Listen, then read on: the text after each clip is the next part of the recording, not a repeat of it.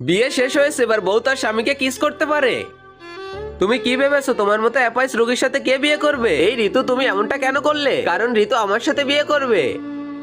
ওই দেখো দেখো, আমাকে তো বইয়ের মতো লাগতেছে। ওই মেয়ে, তুমি কি আমার সাথে বিয়ে করবে এখনই? হ্যাঁ, আমি তোমার সাথে বিয়ে করব। পাগল আর ন্যাংরা জুটিটা ভালোই হবে। চলো বেবি, আমরা হানিমুনে যাব। মনে হচ্ছে তো এটা খাওয়ার জিনিস, এটা আমাকে খাইতে সাহায্য করো। ওই ন্যাংরা আর ওর পাগল লাইফকে এখনই তুলে বাইরে ফেলে দাও। তুমি হয়তো ভুলে গেছো ওই কোম্পানির প্রেসিডেন্ট আমি। ভালো করে কথা বলো, বসের সাথে কথা বলে এই কোম্পানি সিও আমি হয়ে যাব।